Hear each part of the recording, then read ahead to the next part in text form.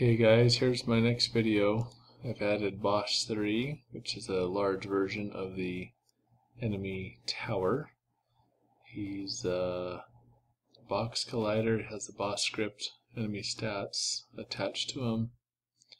Boss bullet 1, so behaves just like the enemy tower bullet, and has bullet stats attached and destroy off screen, and the cloaking generator, which has a cloaking generator script, enemy stats, and for now I'm not using destroy off screen, so I can remove that pretty soon once I know I'm not going to use it.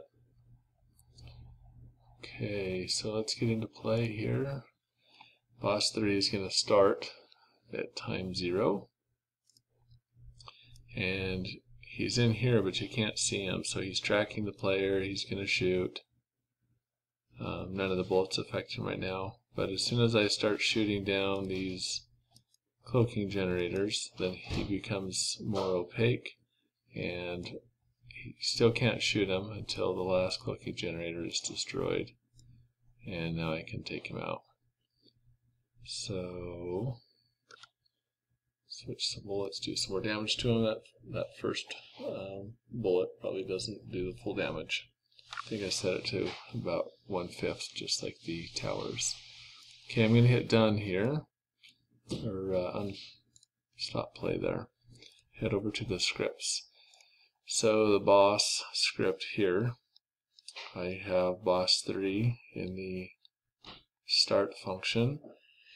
The renderer.material.color.a, which is the transparency, is set equal to this alpha value here, which is 0 at the beginning, shown here.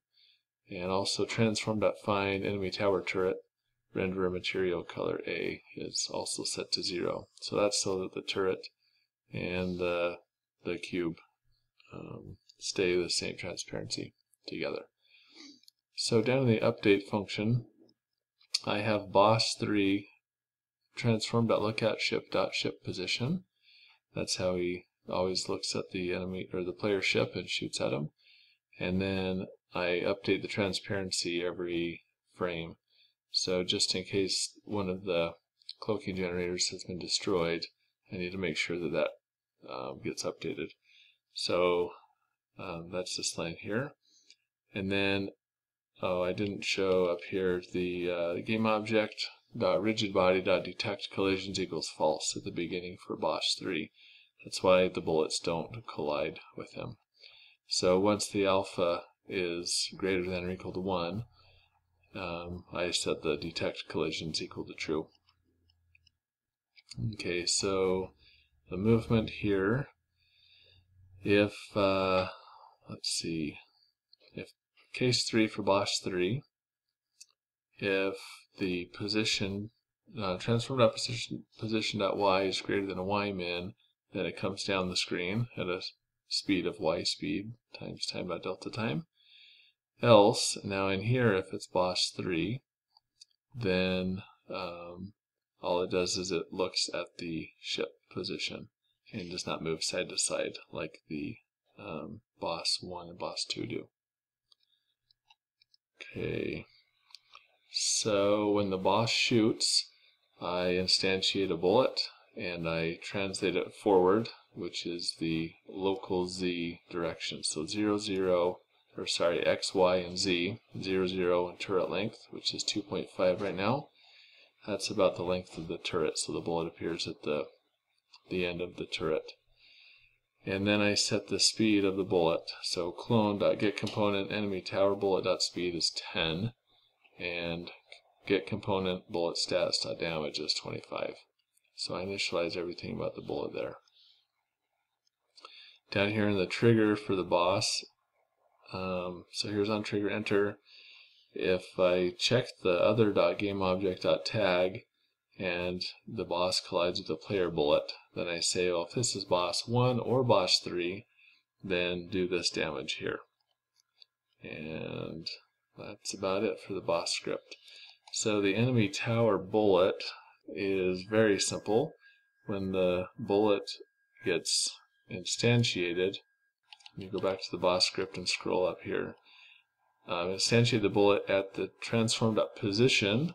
That is where the ship or the enemy tower is, the Bosch 3, and transform.rotation. So it's in the same, basically looking at the player's ship because the transform.rotation.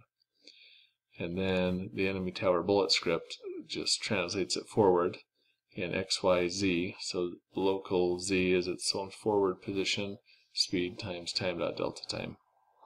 So we've seen that before, nothing new. I'm just showing how it is here.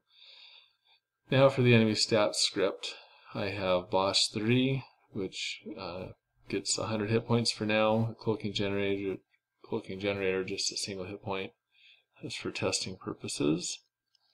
And then down here in the update, so remember in enemy stats, I'm checking to see if the object is dead. When Bosch 3 dies, this is all normal stuff for bosses, so I won't repeat any of that. I'm instantiating an explosion just like before. Now the cloaking generator, when it dies, I am going to destroy the object and instantiate an explosion. But the special thing here is I'm going to change boss.alpha. I'm going to add some amount to it, which is 1 over however many generators it has.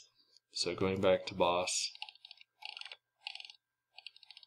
in start, I have, let's see, no, it's in wave. I'll get to that in just a minute.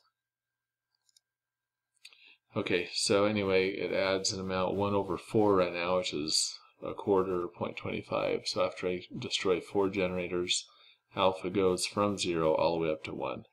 And then it becomes fully opaque, and I set the detect collisions back to true. So we can do damage to them. Okay, that's enemy stats. Now the cloaking generator. I have a vector offset, which is a vector 3. I have a rotate speed, which is a float. So let's talk about the rotation. In the start function, I have an angle variable set to 15. Random rotate, which is random.range between that negative angle and positive angle. And then I add that to 45 for the rotate speed. In the update function, I have the position set equal to the boss.boss position plus this vector offset. I'll show where that comes from in just a moment. And then I rotate it vector 3.forward, which is around the z-axis, times rotate speed times time.delta time. So that's what makes the capsules rotate. And then down here, the cloaking generators take damage from all 4 ship weapon types. Bullet stats, nothing new here. It holds the damage and bullet type. The bosses don't really use bullet type yet, but I do use the damage. And in the future I could use bullet type and take advantage of that. Now in wave, this is where I create the boss. So down here in case 3, I'm instantiating boss 3. And then here's where I set the number of generators equal to 4. And then here's how I instantiate 4 cloaking generators and then move their position just a little bit so that they stay in the same relative position with the boss all the time. So I instantiate the cloaking generator at the boss start location. In the very next line, while I still have this clone variable, I say clone.getComponent cloaking generator.vector offset equals this vector 3 here. I have an x offset and a y offset. So for this first guy, I want him to be to the left of the boss. So I say negative x offset 1, which is over here. It's set equal to 7 right now. And then the y offset 1 is 1. So it's going to be negative that amount, or down the screen a little bit, and 0 in the x. So going down here, these other ones, I'm just going to have this guy with a positive x minus y. And then I have 2 different variables down here, x offset 2 and y offset 2. And so this guy gets moved to the left and down, and this guy gets moved to the right and down. So that's about it. Thanks for watching.